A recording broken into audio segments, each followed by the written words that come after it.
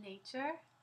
There's a lot of judgment between different diets. At the end of the day, it's all the same. We all want to be happy, and all the same thing is that we try to eliminate as much toxic processed food as we can, and we try to eat as natural as we can.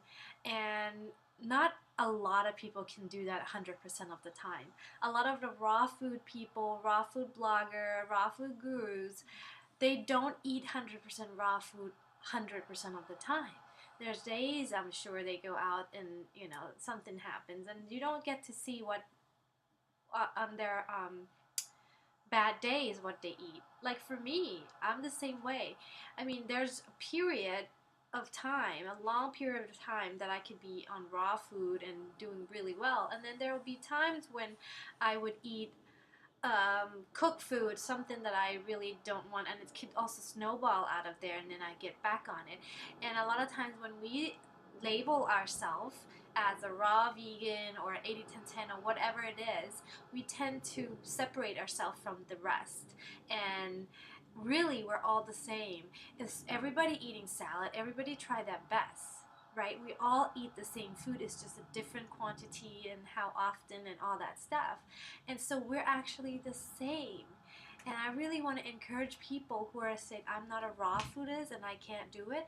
I mean, you don't have to call yourself anything. You just try to eat as much as possible raw food and fruit, and just try to be healthy as best you can. And that is one of my message. And so my birthday, I'm going to tell you my story a little bit because it might be confusing. People want to know, like, what do I eat? And I post most of my meals and what I do on Instagram so people can see. So I've been eating raw food for a while, on and off, for a long time. And why I eat raw food is because it gives me so much energy, and I'm so happy. I could do so much without much sleep. I could read at night till late. I nurse my boy, and I could do this for you guys too, right? I love the energy, and that is very addicting, and that is why I want to eat raw food.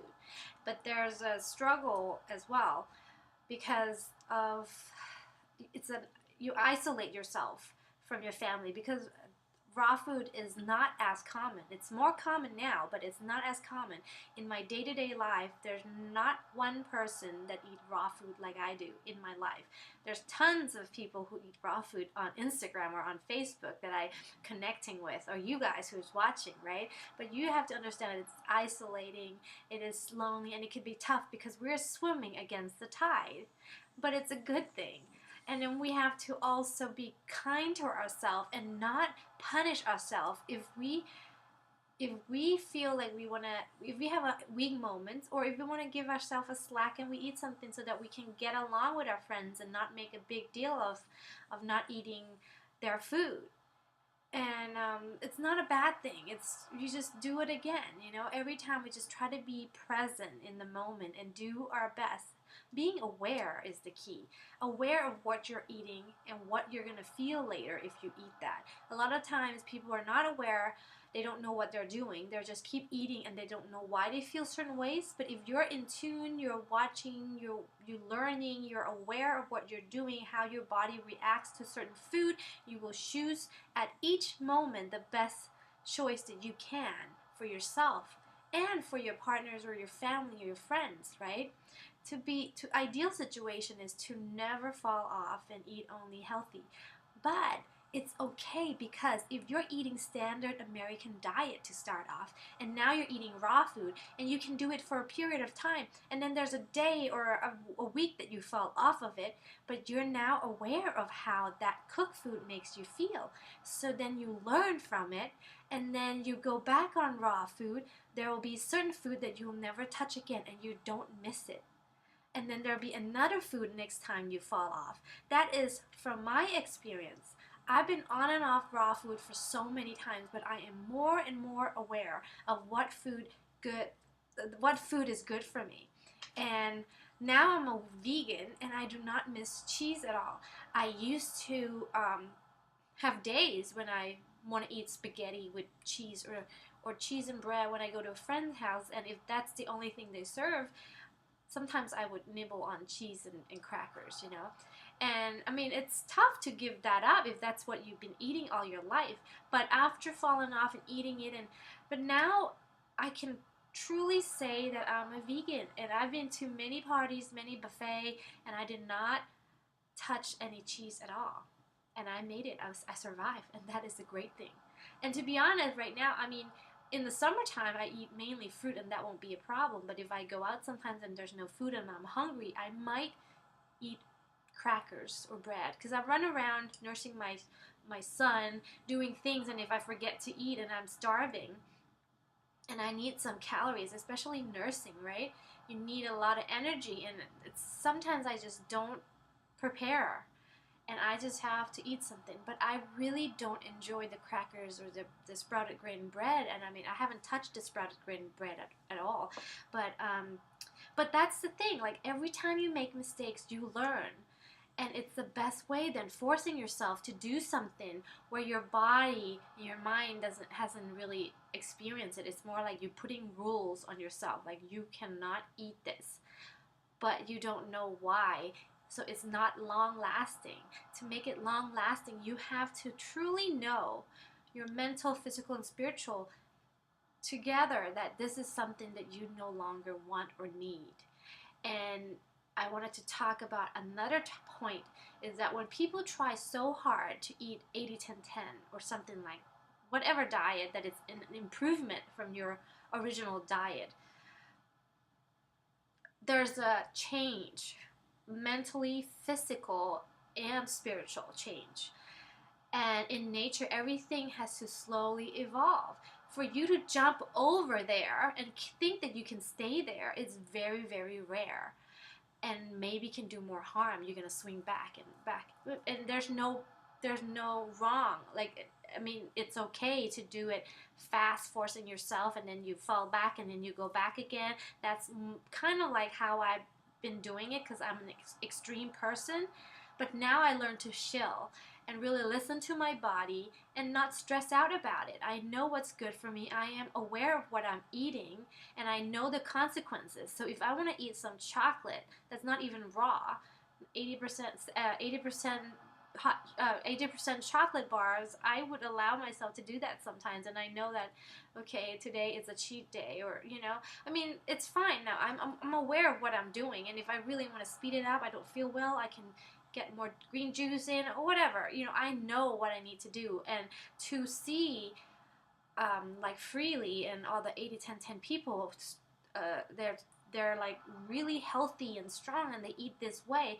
It's tempting to follow them, and it's a good thing to have them inspire you to have a goal that is where I want to be. But also listen to your body and not stress out about it. So on my birthday this year, I turned 35 in January, and I kind of make a statement that I'm going to do 100% now because I feel like I can. I've been doing it like 90%. But I put myself in the box. I put rules on myself, and I forget that I'm a nursing mother. I cannot force myself or my body to be where Freely and other people are. Like that day, because I'm turning 35, I can be that now. It's a journey, and I'm eating more and more fruit. I'm eating less and less whatever other food is. I mean, I'm very close, and I'm fine because I know in my heart that I'm going to be there one day, and it's fine if it's not 100%, but I am considering myself that a fruitarian. I'm going there. That's my journey. And if you ask anybody who's actually a fruitarian now, it's a journey for them. Sure, I'm sure of it, because you can't force your body to, because you decided I'm going to be a fruitarian, and your body is a fruitarian. Like you can eat and process food the way the fruitarian process. It's not the same thing. You need to give your body time to adjust to that vibration, because we are a different vibration. And if we vibrate a certain ways because we've been eating certain food, our body's going to jive with that kind of food. And let me explain this really. We're all a vibration, and if we're vibrating in certain ways, we're going to want the food that vibrate the same level. And if we want eat a lot of fruit, fruitarian, it's going to take a while for our body to be in the same vibration as fruit. So there's an adjustment because we're not matching our own vibration. But it's okay. But you also have to slowly change it. You don't want to shock your system with such an extreme vibration. It's gonna be uncomfortable, and it's not gonna be long lasting. But I just want to say, there's people give up on 80-10-10 because they think it's all or nothing, but it's not. It's a journey. You just work your way there. You just slowly work your way there. You know what your goal is. You have a plan for it, but you don't force yourself there. It takes time. People take at least a year to actually transition fully to become a fruitarian. And there's a lot of stuff will come up, a lot of issues from eating fruit, because if you're not vibrating that way and you're a little bit more dense from the toxic food that you've been eating, fruit will bring that up, and it can be really uncomfortable. And for me, I was nursing my son, and I was doing 100% fruitarian style for a while, and then I was starting to detox. Terrible headache, the worst I've had, and I got sick, my son got sick, and then I realized that there's no rush. It's not a race. It's not a race. You just do your best at every moment. And that is the thing that I have to learn myself too. I made that mistake so many times, and I made it again because I was so inspired by the 80-10-10 people, you know? And then I forced myself in a situation where I was not ready. But I am on the journey. I am there. I can say whatever I want. I shouldn't have police telling me that you're not a fruitarian. I eat fruit. I was born fruitarian because that is my preferred food. But I am still toxic, and we live in the world where it's not that, there's not a lot of fresh, ripe, high vibration fruit, especially in the winter in the United States. If I'm in Thailand, where I'm from, I can be eating fruit for days. It's a little sad because I bought papaya, I threw it out. I bought bananas, I threw it out, and I just bought some kind of a sapodilla, lamut in Thai we call lamut, and half of them I have to throw them out because they don't get ripe and they just look nasty, and I can feel there's no vibration behind it. It's probably farm and sprayed and everything, and it's just sad. But we do our best. And so I hope this video makes sense to you. I know a lot of people are confused about which diet works or not.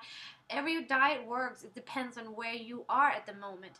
If you're been eating really toxic food, to go fruitarian would be difficult for you unless you're dying of some kind of disease and you have to make that quick change in the fasting or something. Like a drastic change will do you good because you've been so far at the other end and there's no room for mistake. But if you're normal, slowly improve your diet. That is the key. And you want to find something that vibrates with you, which means resonate with you. If something sounds right, something sounds like this is exactly what I should do, then follow your heart, because nobody knows what's good for you like you do. So trust in yourself, do your best, be in the moment, being aware, and educate yourself so you know what's good for you and why you have certain problems or not, and then I'll try to give you tricks and tips a little bit more about misconception on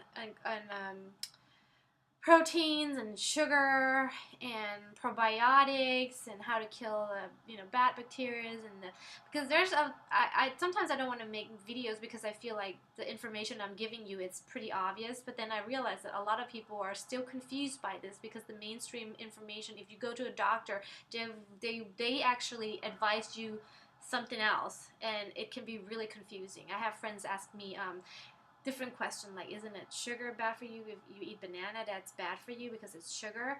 And so I understand there's a lot of little things that I could tell you guys and explain to you why certain thing is the way it is and all that. I hope this is not too confusing. I'm all over the place because I have so much to share and it's been so long. Until next time, bye bye.